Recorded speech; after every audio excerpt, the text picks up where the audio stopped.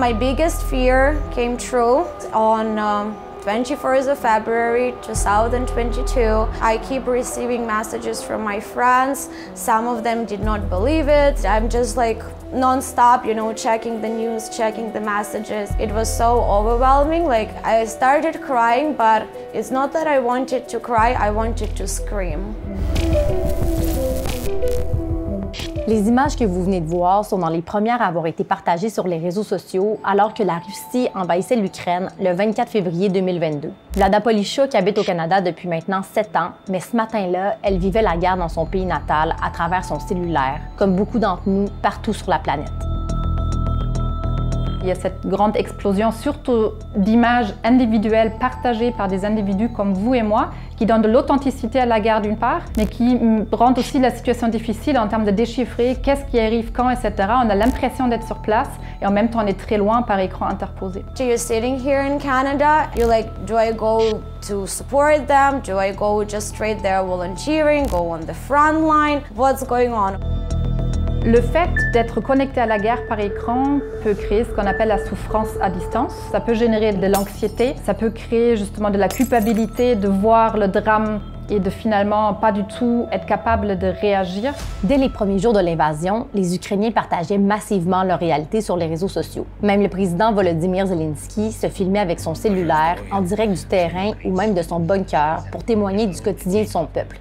Mais au fil du temps, ils ont dû revoir leur façon de faire. Au début, les gens publiaient les sites où un bombardement s'était passé avec beaucoup d'objets qui permettraient en fait facilement de savoir exactement où ça s'est passé. On voit maintenant que les gens utilisent beaucoup plus le flou pour anonymiser quelque chose qu'ils veulent diffuser. Il y a eu une sensibilisation de la population parce qu'on disait faire attention de ne pas partager nécessairement n'importe quoi parce qu'ils sont extrêmement examinés, les médias sociaux. It's very easy to track the person. It's also their personal information. My friends who are currently, you know, in Bakhmut, if they share videos, you can tell where they are. They're scared that their positions will be found, that there will be the next attack.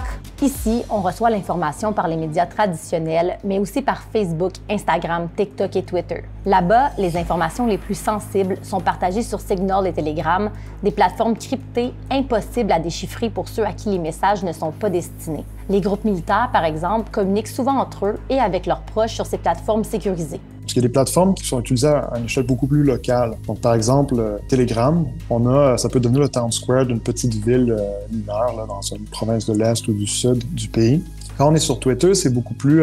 l'information elle a une intention d'être diffusée au-delà de sa localité souvent. Et là, on a affaire finalement à une documentation qui auparavant était orale, qui arrivait après ou beaucoup plus tard. Donc on est beaucoup plus en direct, en touche avec la guerre. Donc on a une impression peut-être de capter l'ensemble de l'événement, mais c'est un peu une fausse impression. C'est pourquoi Vlada a décidé en novembre dernier de retourner en Ukraine.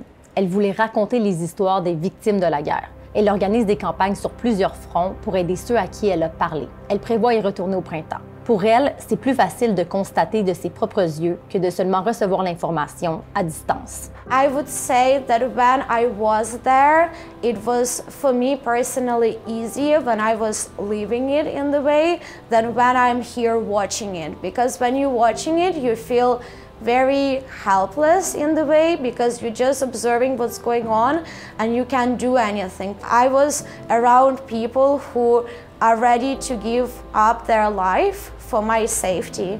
And with those people, I don't feel as safe here as I felt there.